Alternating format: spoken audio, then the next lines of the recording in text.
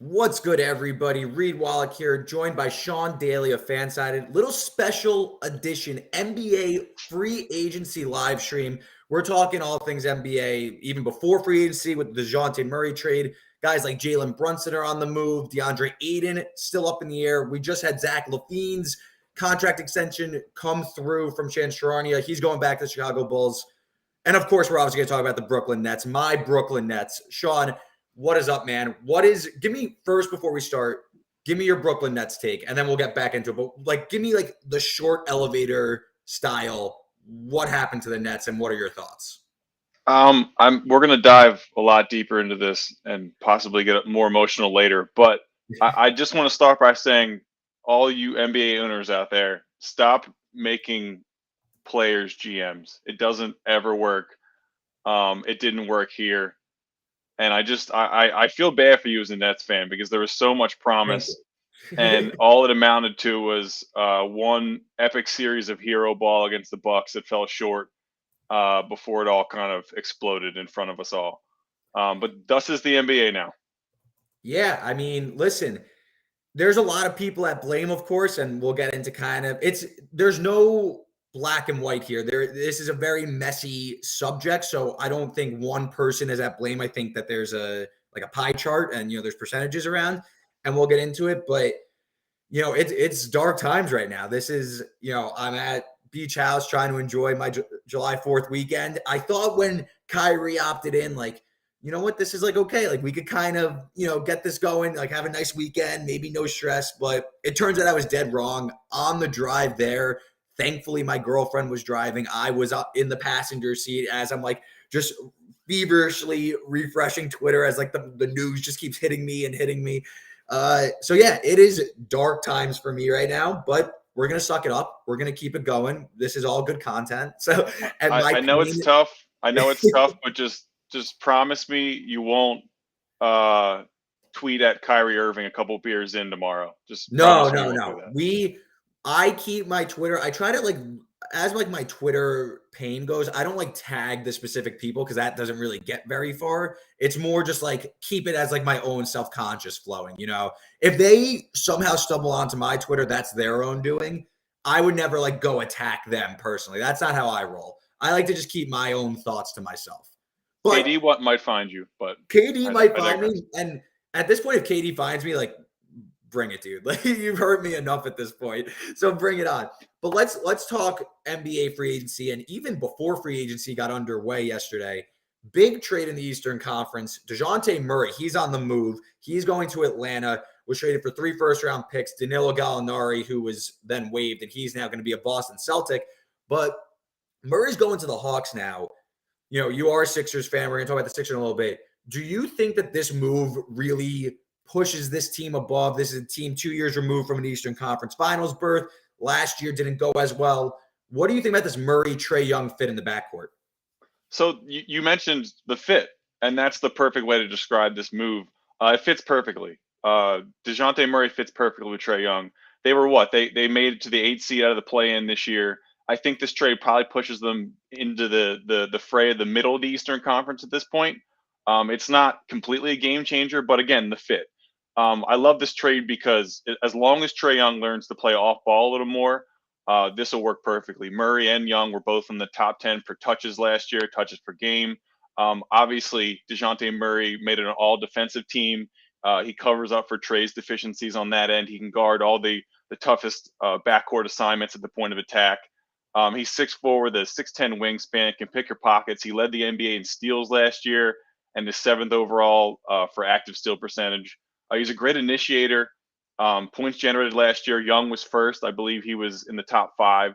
They're both good creators. Young finishes at the rim also, which as much as Trae is pretty crafty around the rim, he's tiny, so it's a little harder to do. This will be fun. But the one thing that this will help the Hawks most in is Murray's game in transition.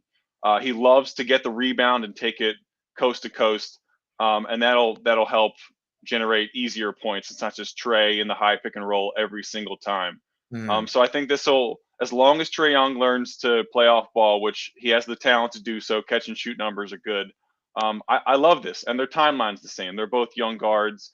I believe Dejounte Murray signed for another 2 years on his contract, Mhm. which again, as Cheap we deal saw, too. Kevin Durant, Dejounte Murray's on a cheap deal also. He's still on right? he signed, I believe, a 4 for 44 or something like that. So he's still on a cheap contract. Yeah, but as we saw with Kevin Durant, doesn't matter how many years you got left in your deal, could all blow up in a second. But Dejounte Murray also, the underrated part about him to me is he's improved every year in basically every facet. His scoring, his assist, and his rebounding have gone up every single season, and that's throwing an ACL tear loss season in there. He's gotten better as a shooter. I believe he averaged like 28 and 8 this year, which is crazy. Flood up the Yeah. stat sheet. I think these guys could have great chemistry, and it stinks for me as a Sixers fan because I think this could be really good and develop into a really awesome backcourt. They fill each other's needs very nicely. Yeah, I think overall this is a positive move. I'm not going to jump to conclusions and say that this Hawks team is like a finals contender all of a sudden, but I think it firmly moves you closer to that list. Like we were talking about this earlier in this week when it was rumored to be going down this trade. Like there's still the Celtics, Sixers, Heat, Bucks. Like those are still your top four. And then the Hawks, maybe now they push maybe past like the Raptors. They now enter that conversation of firmly in the playoffs. But I'm not going to say that this is like a championship contending team. My biggest concern, you said Trae Young working more off ball. Are we sure Trae Young is going to cede the ball as much as he probably should to let Dejounte Murray operate? Because you mentioned he's a stat sheet stuffer. He could get into the lane. He could create for others. Is Trae Young going to take that dip in usage rate? Is he going to be down for that? Because while the fit should work, the fit's definitely going to work defensively. Offensively, I could see it being a little bit more clunkier than it probably should be. Like on paper, it works really well, but I feel like when that translates to the actual games, it won't fit as well. I guess that's my one big concern. But overall, this is a move that a team that wants to make a splash makes. They gave up a lot of picks. I think that it's a worthwhile move, like you said, lining up with the timeline. Overall, I just feel like the Hawks are going to be like that, the Summers team, where everyone's like, oh, this Hawks team is different. Here come the Hawks, this, and that. I'm not sure I'm there just yet. You know what I'm saying? Yeah, and I think the thing to remember here is that the Hawks still have moves to make. You've seen John Collins in every trade rumor. You've seen Bogdanovich in every trade rumor. So there still could be maybe a 2-for-1 deal where they trade both those guys or Kevin Huerter. You've seen the Hawks moving players and pieces for the last what it seems like 2 months since the season ended or since their season ended. And in terms of Trae Young fitting and time with the ball in his hands compared to Dejounte Murray, the obvious answer, the easy answer would just be stagger their minutes a little bit because when Trae Young left the floor, their offense plummeted, as you'd expect. When you take the engine out of a car, it's not going to run very well. But I just think that hopefully his experience against that Heat defense, where they basically locked him in a box and threw him in the ocean last playoffs, would teach him that sacrifice a little bit of touches for success. Yeah, no, you would absolutely. hope so. Yeah, overall, listen, you got to back a team like Atlanta that has been like kind of starving to like make that next push. And you make a great point about John Collins. He's likely on the move. I imagine that trade, and we're going to get into it, is going to be on hold for a little bit as we wait for the Kevin Durant saga to kind of play out because Collins will probably be implicated in that now. Maybe the Hawks just replenish draft assets or young prospects to get back on, you know what I mean? Like basically replenish their cupboard, what they gave up for Dejounte Murray. That's kind of the glory of having, kind of pivoting off Collins and into Murray. So I think overall positive move. Hawks enter maybe that fringe contender conversation, but it's TBD. Another team that though got a point guard that I feel less confident in for sure is the New York Knicks. They signed Jalen Brunson to a 4-year contract, $104 million, pry him away from the Dallas Mavericks. And I can't really get there. It feels like the Knicks need to be making another move because I can't understand giving Jalen Brunson this contract. I understand that the sticker shock of a $100 million deal will go away in a little bit and it won't look as bad maybe, but this is a guy that's never made an all-star game, and I know that's a little fluky, but like it just shows where he stacks up in the point guard hierarchy. He's an undersized point guard. He played very well in the postseason against a ruined Utah Jazz team. It feels like the Knicks are kind of reverting back to their old habits and making a push for the middle at best. I don't know if this even gets you out of the play-in game. This seems like a lot, and I'll give my Dallas spiel after, but what do you think about the Knicks really going, like, moving heaven and earth, making several trades over the past 2 weeks to get Jalen Brunson? What do you think about the Knicks really going all in here? And, this is their core now, it seems like Randall, Brunson, and RJ Barrett, because this was their cap space. Is Brunson a star? No. Will he move heaven and earth when in terms of going at the playoff standings? No. Is it a good ad for the Knicks compared to what they've had at point guard in the last 20 years? Absolutely. Yeah, he'll make your team. He'll make your team better. It's wild because he's shorter than me. I think he might be a 6'2", 6'1", but this guy finishes. That's a generous 6'1". He's like 5'10". He's like 5'10". He's strong. He's sturdy though. But the thing about this guy is he's small, but he finishes in the paint better than everyone in the league except for Luka and Ja. And those are two players that we know that can score in the paint. This guy has one of the best floaters in the NBA. The Knicks, I love here. They pulled out all the stops, the classic pulled out all the stops move because they hired his dad, correct? Yes. Which is what a team does when they want to keep you happy, or the Wizards hired Kevin Durant's high school assistant coach trying to get him there. The Bucks employ Giannis's brother. The Magic signed Franz Wagner's brother. It's the classic. We want to keep you happy. We'll hire someone you like. But I like Brunson's game. He's from Villanova, so he knows how to be coached. He's smart. He makes good passes. He's tough on defense. He was really good without Luka last year. He was good with him, which shows that he can play with a superstar and a ball-dominant superstar. I don't know if you call Julius Randle a superstar, but he was ball dominant when he was good last season. He was 27-4 without Luka in 2022, which is like 17 games off from 16-5-4 in the season average. And then in the playoffs, he shot over 50% from the field and 40% from three without Doncic. And it was much worse with him. And he had that 41-point playoff game against Utah in game 2 without Luka. So he can adjust on the fly when there's a ball-dominant player next to him, whether that's Randall or RJ Barrett. He'll compete on defense. He's improved every single season. And I'm happy for the guy. I mean, playing at Villanova, I support him. My thing is this. Out of the 30 starting point guards in the NBA, where would you rank him? Because I have my list here. I have like Shai Gilgeous-Alexander, LaMelo Ball, Brogdon, Van Vliet, Lonzo Ball. I have him in that range, which is around like 12 to 16. So like at best, he's the 14th best point guard in the NBA. Yeah, and the money keeps just getting bigger and bigger in the league, so maybe you're getting lost by that. Like that 100 million benchmark is kind of like your eyes gravitate towards that. And again, this is not a knock on Jalen Brunson, the player. I just think I think it's unfortunate that he is going to be going into a situation now where he needs to be the savior. This is his team. He needs to go in. I just don't think he's ready for that. I think Jalen Brunson is a good player and almost like he's like the last piece of the puzzle type player, not we're bringing in this guy to really start the franchise around. And I don't love the Julius Randle, RJ Barrett, Brunson fit. Ironically, they're all lefties. I'm a lefty, so I guess that's cool. But I don't love that's kind of clunky, all three of those. And I look at this from Dallas's perspective, and I was saying this since the playoffs because I'm watching Luka and Brunson play together, and it's pretty obvious that Brunson's going to command a massive contract this offseason. I was saying the Mavs would be – this is a blessing in disguise if they let Brunson walk. And it's never easy letting your homegrown talent go and, you lose them for nothing. I understand it's not easy to do that, but tying yourself to Luka Doncic and Jalen Brunson, that's two minuses on defense come playoff time. Those two can't close a game together, in my opinion, if they really plan on winning a championship around Luka Doncic. So, to me, I think this is almost a blessing in disguise that they got off this Brunson contract. Let the Knicks overpay, because I think we could agree this is an overpay any way about it. So, I think let him go. Obviously, it's a tough pill to swallow, but listen, you keep your assets clean. You still have your cap space moving forward. You got off Porzingis. You can move elsewhere without Brunson. And you say, listen, Knicks, you wanted your point guard. Go. Do the Knicks thing. We're going to wait till the right fit comes for Luka Doncic, and we'll start building around him. Because Brunson, ultimately, he became too expensive.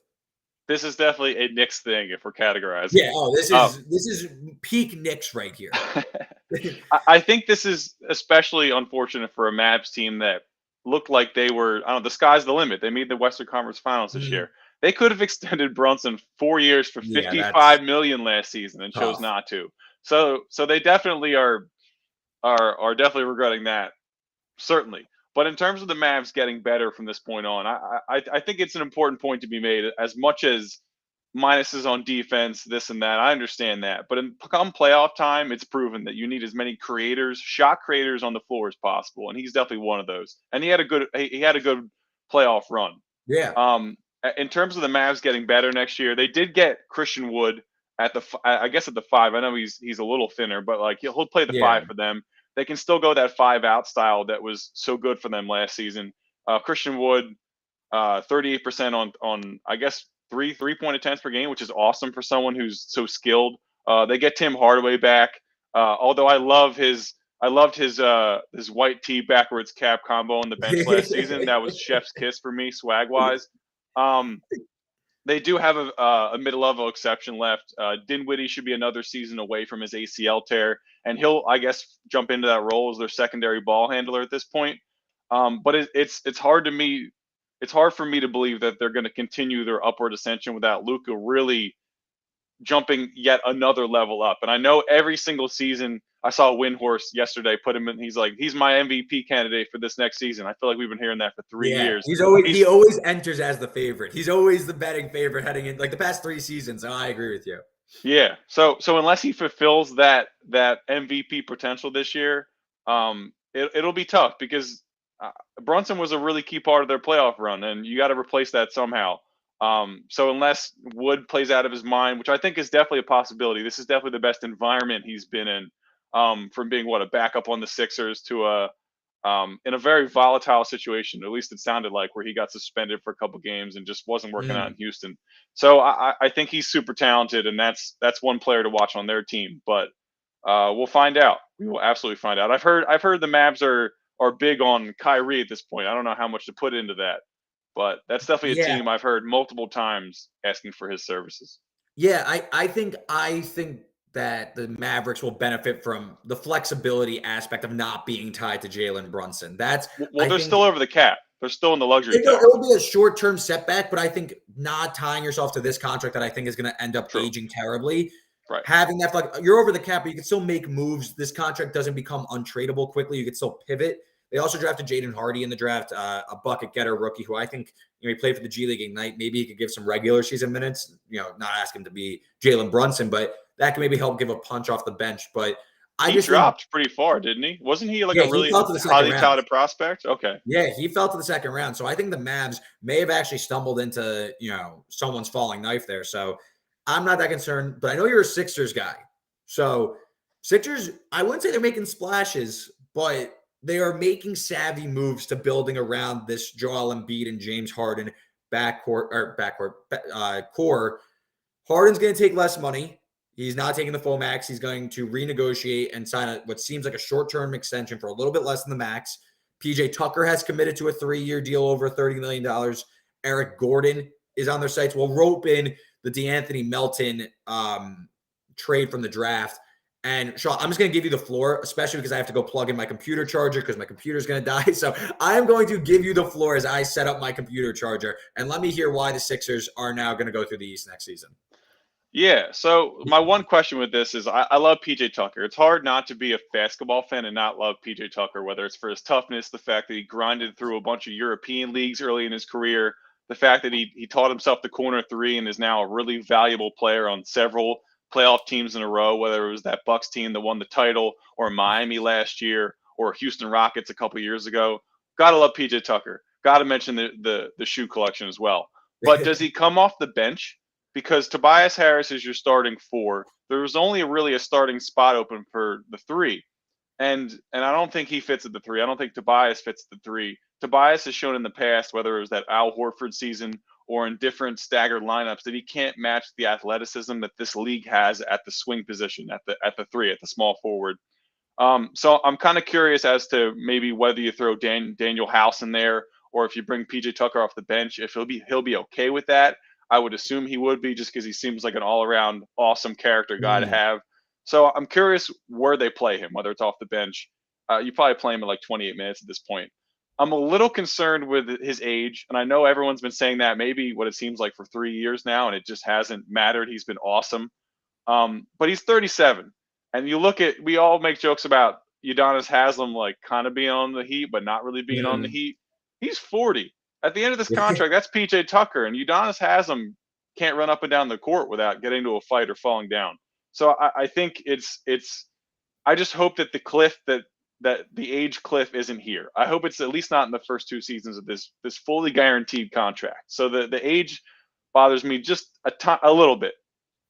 With this, there's definitely still a Thibault trade coming. I've heard it for weeks now.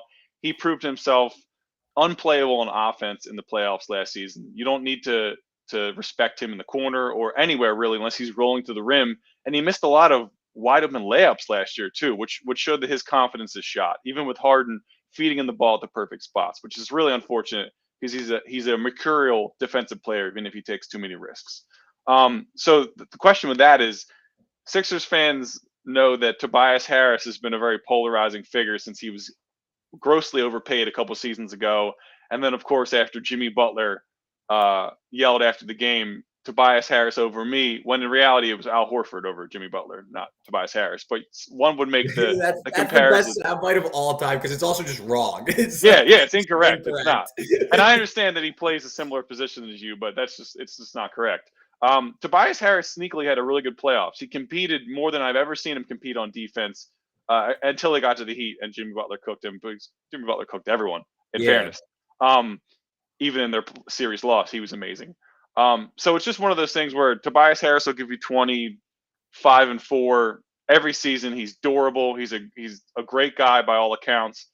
He actually did do a good job of adjusting to James Harden being a better off the catch shooter and fitting into his role last season.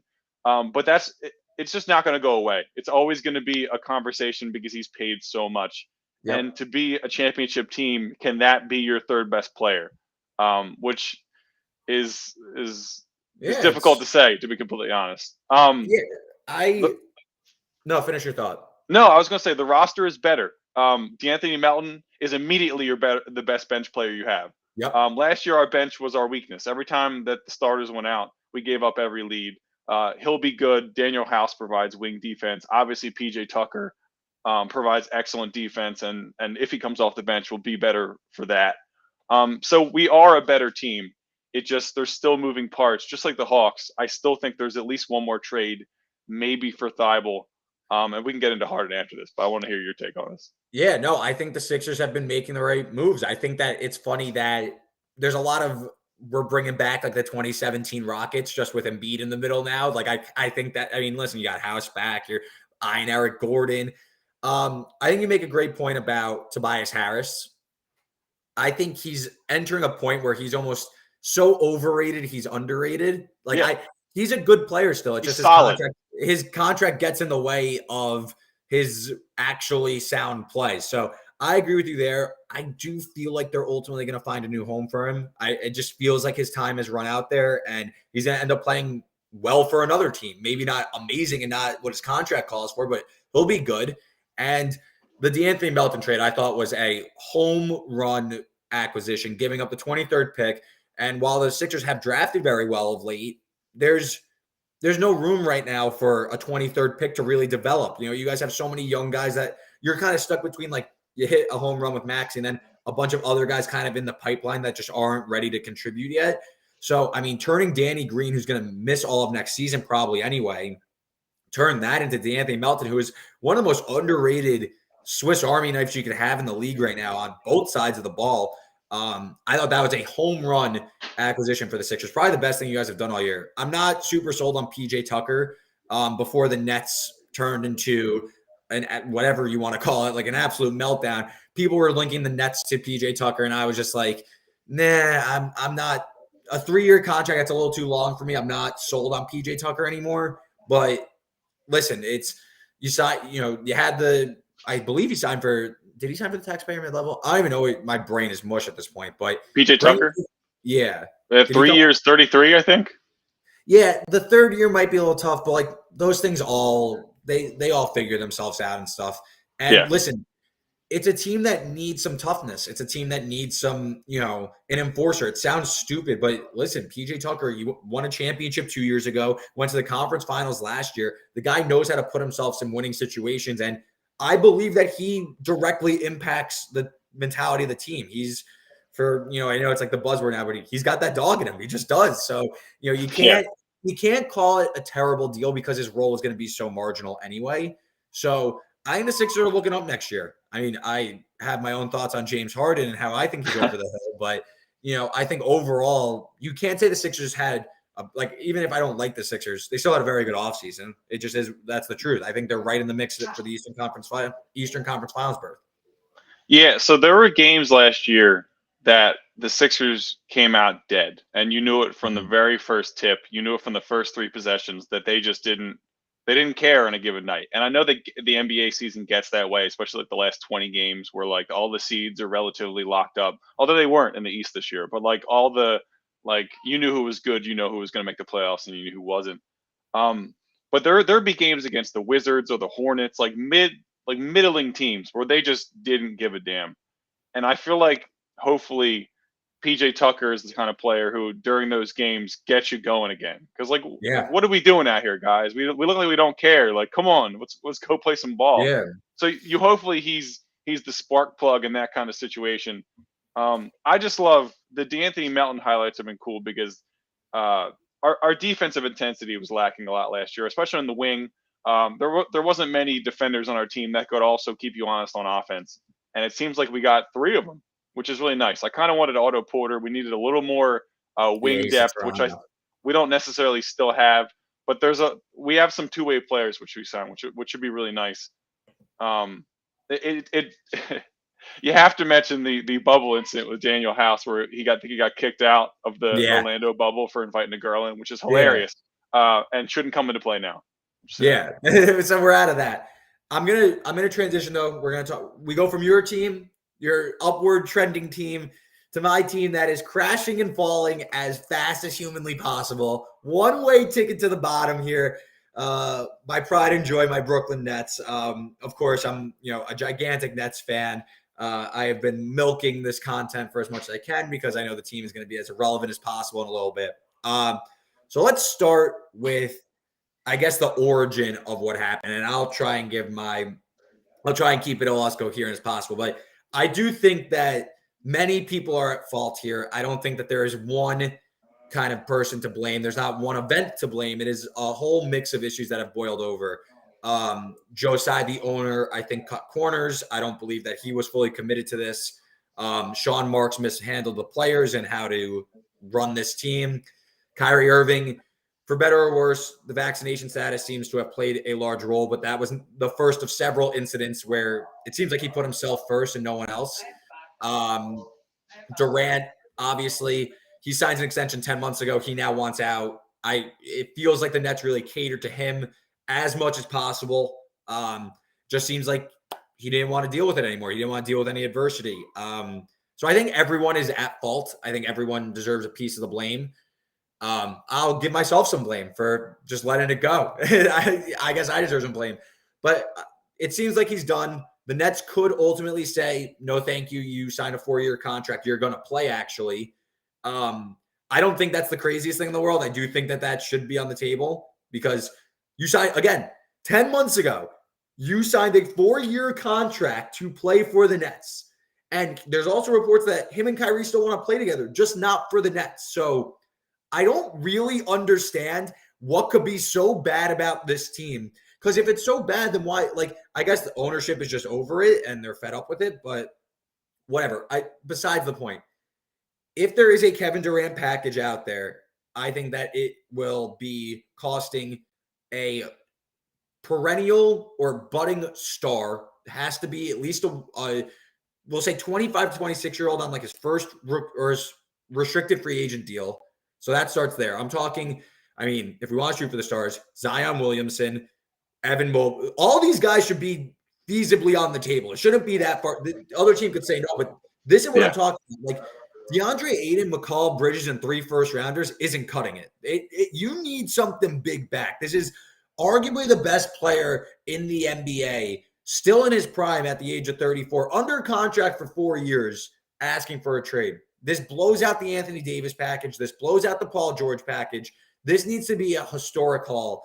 And it's why I kind of stopped already doing the trade machine thing because I think it's going to end up being like 5 teams. I think you're going to see so many people on the move in this trade to make everyone satisfied that a lot of people are going to hop in to feed that fire to really get this done, because I ultimately think, while I don't necessarily agree, I think that Durant ends up finding his way to Miami and Phoenix, the 2 preferred destinations, but those packages aren't good enough. So that deal is going to need to expand, and I think expand by a historic rate. I think we're going to be, when this is all said and done, 4 or 5 teams are going to be involved in this trade. So I think the Nets should not settle at all. I think people are like, this is bad business. What do you mean bad business? The guy's forcing his trade out after he just signed an extension 10 months ago. That's bad business. That I think it's interesting because it seems like players sign their contracts now and they deal with the ramifications after, regardless of how many. It used to be, you had 1 year left in your deal, you had some leverage. Now it seems to not matter. Your leverage seems to be the fact that you're an all-star basketball player at this point. It'll be interesting because it's kind of like that Carmelo Anthony quandary from when he wanted to get traded from the Nuggets to the Knicks. You want to go to a good team, and that team and the Nets are going to need some all-star players back. But then when you get to that team, are they still going to be a contender because they gave up so much to get you? So it's kind of that quandary they're stuck in. To me, the best package I saw, I think, is from the Pelicans, whether it's Brandon Ingram or 100%. Zion. Well, obviously, I like one of the two because they're both budding stars. They're both young. I'd say you have contract control over them, but I get that doesn't matter anymore. But then it's the whole thing whether Kevin Durant would want to play for a pretty bad NBA market in terms of exposure and at least what I've seen from the fan base. But then does it matter? Like, again, does it really matter? Like, if you trade Kevin Durant, will he willingly waste one of the last years of his supposed prime holding out because he doesn't want to play for them?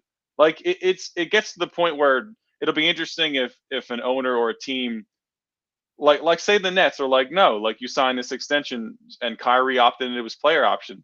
Play 1 more year for the Nets. Like, we're paying you to do so. Will they, and Kyrie will in the drop of a hat. He'll go away and not come back. But will KD sacrifice a year of his prime just to make a point, like say Ben Simmons did last year? It's interesting because, like, you're between a rock and a hard place. Obviously, the player doesn't want to be here and player empowerment and all that stuff. But, like, when an owner actually stands up and doesn't want to move you, do you just go back to playing basketball and try to make it work? I think it'd be interesting, and I kind of want one of these owners to do this because I understand that if you don't want to be in a situation basketball-wise, a player should at least try to use their leverage to get out. But you did sign a 4-year contract to play basketball. So yeah, no, I see some comments. I'm going to get there, but just to answer your point, the Nets kind of started this already. The Nets should play hardball. The Nets, they made a hard stance with Kyrie and said, listen, we're not giving you this full max because you haven't proven trust. They played hardball with him, and it ended up leading to the demise of this relationship. So why now would you settle and say, you know what, we're going to do good by you, Kevin Durant. We're going to send you where you want to go and take pennies on the dollar for the best player in basketball. You know, I see Alex Torres is suggesting, he hopes that Utah and Donovan Mitchell could come into play.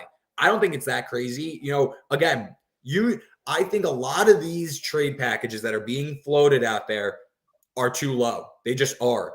Even Miami and there's actually a rule. It's a pretty crazy rule, but you can't trade up. You can't have 2 players on their designated, I believe, rookie extension deal. Yeah. And Bam Adebayo's on there, and the Nets have Ben Simmons. So the Heat deal, that's another one that you need to expand.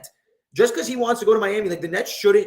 I understand, like, you want to do good by your players and you want to show that you're good. First of all, everything's deteriorated already. So you don't need to necessarily look good than the others. And, Beers and Bowties, a longtime viewer, says KD should go to the Hornets and give some life. Again, if you're giving LaMelo Ball, sure. Like, that's what we're talking about in terms of packages. That's where it starts. That's where the package has to start.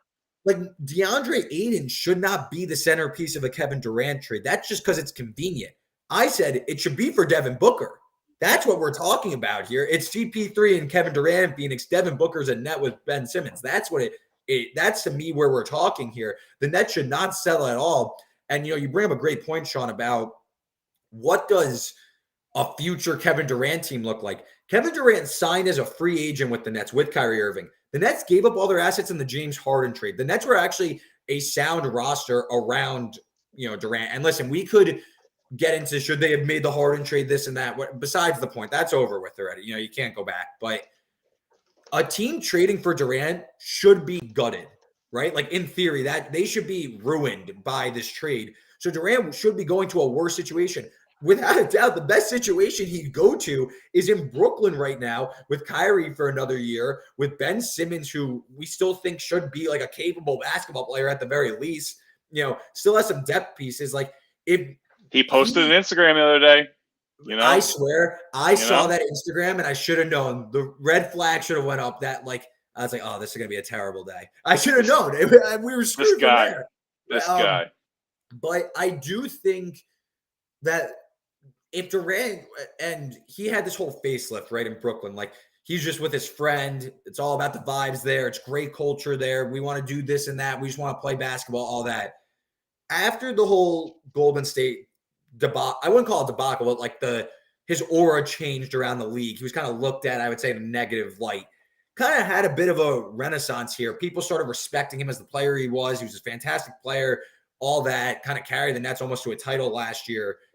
Now he's going to go through this PR hit again, and he's going to take all this crap from people to go to a roster that shouldn't conceivably be worse off just because he doesn't like ownership or something. Like there's clearly something that isn't being reported just yet, but like this whole thing seems very, very overblown and dramatic for very little reason. And it's putting me through a lot of stress as a Nets fan. It's making life very difficult for me, but I'm serious because if I told you, let's say, maybe this is too far gone, but just on a roster perspective, if I told you, forget all like the emotional dynamics, but the Nets on paper, they were in the finals next year. Would you say I was nuts? Yes. Really? You don't like the fit of everyone? Yeah, I just think that you got three good players that Ben Simmons fits really well with Kevin Durant and Kyrie. Let's say Ben Simmons could still like play basketball, whatever. That's all right. I guess that's kind of hypothetical, but yes, absolutely. Or wants to play basketball. Yeah. I think the only issue now is that all your players. You did get Patty Mills back, I believe. But like Bruce Brown, all these other players are leaving because they're kind of seeing the smoke and they're kind of dipping out. So I think that's the one issue is you need to fill that roster out still. And then also the way that like Kevin Durant and Kyrie kind of impact that environment, like it's clearly toxic and they're something to do with it. They got swept and you had most of those players and they were healthy this year. I know that Ben Simmons would make that team better in the regular season, but is this guy really going to make you better in the playoffs? The evidence points against that. So I'd say they're a good team if they all come back, but I wouldn't say finals. Yeah, but I mean, obviously it's too far gone now, and now the Nets are going to look for, like, again, I don't think the Nets should be in a position to rebuild. I think that there's a world where the Nets, I'm not saying they're going to be a contender, but again, if we're talking Pelicans package, that's kind of where my eyes have been drawn to is the Pelicans, because not only do they have two young stars they could really offer up, and obviously I'd rather Zion, but if we got Brandon Ingram, let's just say, and I know this trade checks out because this is like the one I really kind of keyed in on.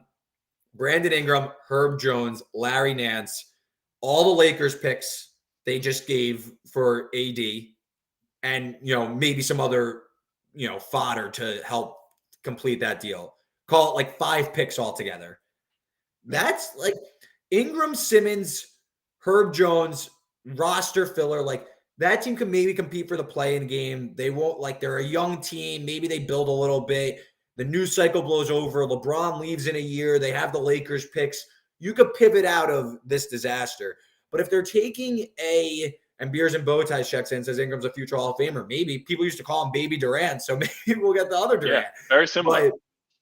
But I don't like if the Nets are really going to take like some package to appease Durant like that. You're going to go through all this crap and take all this stuff to just appease him. Why? Because by the time you're going to become a contender again, nobody will care that this thing was, like the news cycle will just blow over and this whole cycle will restart. Like the Nets less than a decade ago made what was thought of as the worst trade in NBA history, giving up all their picks to Boston. And they still signed Kevin Durant and Kyrie. Like these players, they work very fast. So I don't think the PR hit you're going to take from all this really changes like the long view of the team. I think you can move on from that. That's why I don't think you really need to like do Durant a solid here. Like you could say, listen, hey, we got the best offer from New Orleans. Like you're going there. He'd be like, okay, well, like what is he gonna do? Not play? Like, okay, don't play. Like we're gonna take this offer. It's their problem now.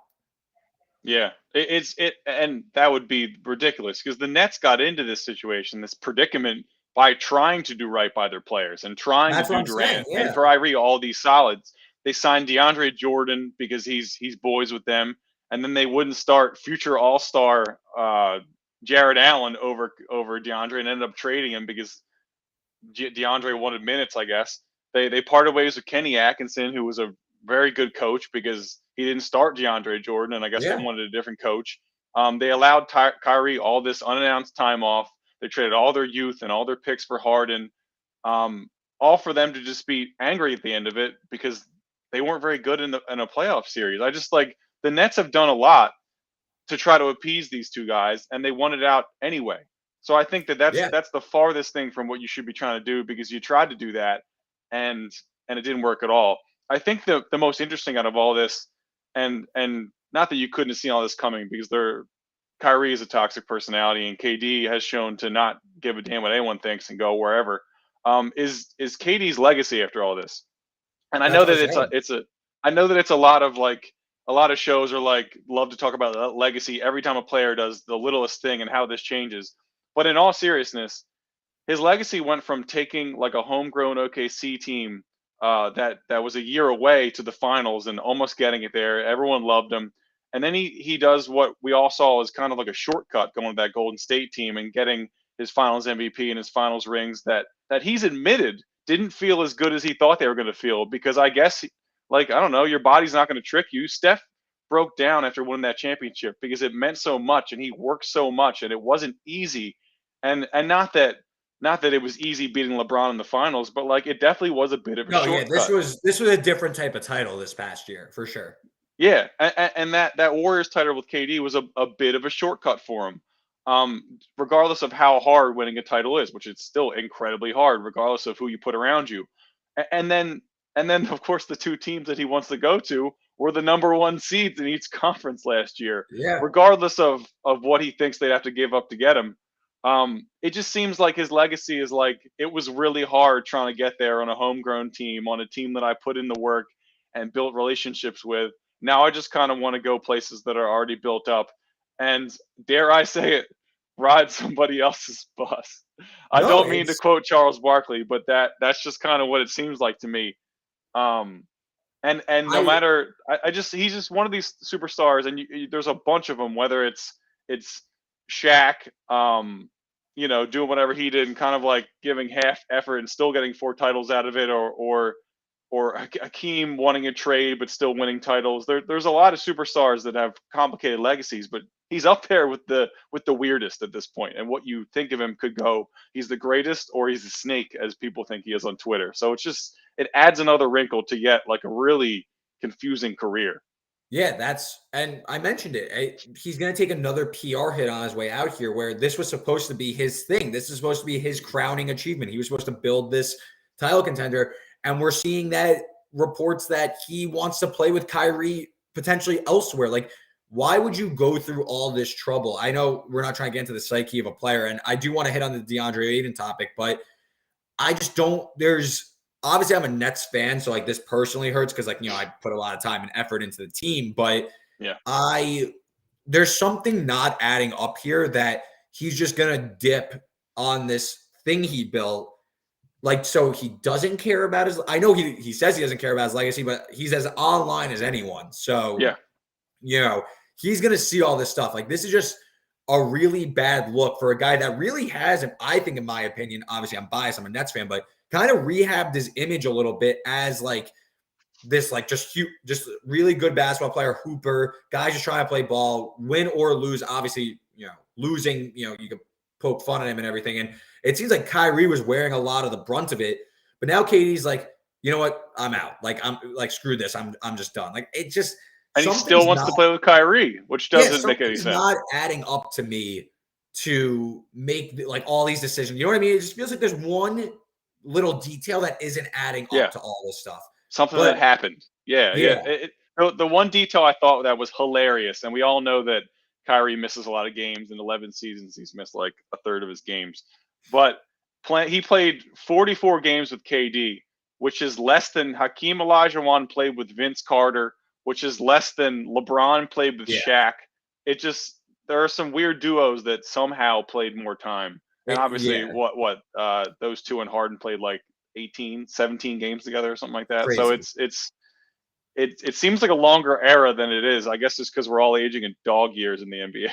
Yeah, this past era has definitely taken years off my life for sure. But John, I do want to ask you because DeAndre Ayton, he is firmly in the mix for this Durant deal. He has not signed. He's been rumored a handful of different places. Obviously, Phoenix, they're going to want to do a sign and trade, try and get some assets back.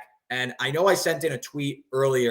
If we want to flash that real quick, I don't know how fast we could get that up, but Ayton. It seems like the Nets are not interested in Ayton. There was an update from the same reporter from Phoenix. I just want to pull it up real quick as I filibuster. But apparently, so update here.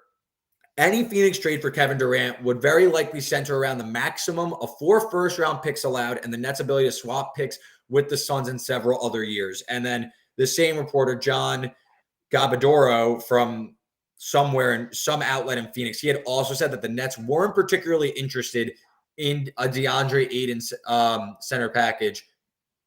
It would have to, and he mentioned a third team possibility. So let's say Ayton doesn't end up in Brooklyn here. Where do you think makes the most sense? Do you think it has to be a sign trade? Do you think that the Suns are just going to let him walk somewhere else now as they focus on KD? How do you see the DeAndre Ayton saga play out before we sign off? I think one of the issues with sending him to Brooklyn even was that DeAndre Ayton was unlocked when he had a really good ball handler that could facilitate him the ball. He's a good finisher. He's improved on defense, but he needs a lead guard to get him the ball. So I guess initially before the draft, I thought it would make the most sense if he went to Detroit, because that's a team with Cade Cunningham, who's a good distributor. They seem to be set in their backcourt with him and Jaden Ivey. But then they drafted, is it Jalen Durant? Yeah. They drafted a roll to the rim big guy, so it was kind of a shot. I mean, an interesting place with a couple assets that could send players back that could help the Suns compete now would be the Pacers. They could send Miles Turner. I know that him and Brogdon seem to have been on the trading block forever. But they have picks that will maybe be good because they're not going to be very good, and they also have two pieces that I think can help you win because Brogdon's a good player. And theoretically, Miles Turner is a good player. I don't get it. Everyone in the league needs a center who can protect the rim but also space the floor in offense, and yet no one wants him. So, I guess this skill set, there's more to be than just the skill set. But I think that's a team that would at least give Phoenix pieces back that they could continue contending and winning a lot of games in the regular season. A team that would maybe make a stupid play for them could be the Knicks. I don't know how many assets they have left or how much cap space necessarily. That was my dark horse team too, the Knicks. It seems like I was mentioning to you, they need to make one more move, right? Like something isn't making sense. Do the Knicks maybe try and get Julius Randle to Phoenix and take back Ayton? I don't know if that deal, sign and trade deals are a little tricky. Just because you need base year compensation, a lot of cap minutia too. And shout out to Terrell Allen for saying great work. Appreciate you. Make sure you subscribe down below. But also, there's a lot of cap minutia that goes into a sign and trade with a restricted free agent. So I wonder if the Knicks are going to get into the mix for DeAndre. And that was my sleeper team also. The Blazers and the Bulls were going to be my two other ones, especially while we waited for some possible extensions. Both Yusef Nurkic for the Blazers and Zach LaVine for the Bulls. They both extended this morning. That kind of nips those in the buds. But when I was doing my pre-show notes, those were the two I were going to throw at you. It seems like those are kind of gone, right? Like those. I mean, maybe the Bulls get in the mix. I think the Bulls are more likely to go down the Rudy Gobert path, though. It seems like that one's maybe a little bit more possible. Yeah. And then the other one, while we're in that same vein, Minnesota's been linked to Gobert the past few days, past few weeks. Do they get in the Ayton? Again, I don't know if the contracts line up, though, to make an Ayton move or to offer him a contract sheet. So as Terrell Allen checks in, and we'll jump off after this, but do you think Troy Weaver, the Pistons general manager, does he have another move or two coming? I actually do think so. I think that the Pistons are a team ripe to get into the mix as a third team in this Kevin Durant saga. They still have some cap space. They kind of went, instead of going big money on DeAndre Ayton, they went more like pick off at the sides, like kind of nip into their salary cap space, which I think is a smarter way for a rebuilding team to do it. So I think you could see the Pistons end up as kind of a team that gets thrown into these bigger deals and not necessarily building towards the future. What do you think, Sean? I think that the Pistons have been slow playing this correctly, at least. They let Ivy fall to them. Cade played really well at the end of last year. And then Sadiq Bey, even though he had a bad shooting year, showed that he can go off for 50, and he's a good shooter and a pretty good wing defender. So your top three positions are covered, at least to me. If you trade for Ayton, yes, he kind of fits your timeline because he's younger with all those guys, but you're kind of accelerating your timeline a little too fast for me. And I think this happens with a lot of contending teams where it's like, we have a great future. Let's make that future now. And then you put a lot of pressure on your team instead of just letting them develop. If you sign Ayton, that means that we're here. We need to do something this season, at least to me. And then you also lock yourself to a contract. The positives for that would be that he's been durable. He's improved as a defender. He would be a great role man for Cunningham. And he's also shown the ability to hit like a 12-foot jumper. I like his skills a lot. Seems like a good dude. The NBA is such at this point where throwing huge money at a big man, they have to really be all world, like an Embiid or a Jokic type. Even the Gobert deal, like he's been a defensive player of the year and has been cleaning up Utah's messes defensively for years. Yeah. And that deal still looks terrible because he's limited in some ways. If you're going to throw money at a big, you really have to, he's got to be unlimited. Honestly, he's got to literally have no weaknesses, like the two last MVP finalists. And if you count Giannis as a 5 at this point, or a big. So I think throwing big money at a center like that, you got to be really careful. You got to really think that he can develop into a top 5 big man in the league or an MVP candidate. Yeah, 100%. And Sean, any closing thoughts on NBA free agency? I guess we'll call it trade season also, because we talked a lot of trades anyway, but any closing thoughts before we hop off here? Anything we didn't hit on? Anything you kind of want to finish up? In Joel Embiid we trust, just to put that out there. And then also I just had to touch on this because it was just the funniest thing ever. Ben Simmons Instagram post, feeling great, and then his team explodes several hours later. I just think, not that you could call it karma, you could just call it hilarious. Embiid then put a post up, I think on Twitter, just laughing face, because I mean, he's got to be laughing at that.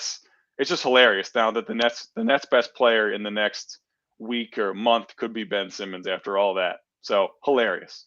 Yeah, hilarious at my expense. Very hilarious. We're all laughing. But no, Sean, I appreciate you jumping on, listening to me vent about my Nets. I'm sure there will be some other live stream we'll be on in the next few weeks talking some hoop and how my basketball team is no longer a basketball team and we are some sort of just collection of tall basketball players. But guys, if you like this stream, if you like this content, make sure you just jump right down below, subscribe to our YouTube channel, follow us on Twitter at BetSide. You can check out all our work. We're covering NBA free agency. We have all MLB previews up for today, Wimbledon previews. We have everything you want. So make sure you check that out. And please pray for my sanity and the Brooklyn Nets. And we'll talk to you guys soon. Happy July 4th weekend.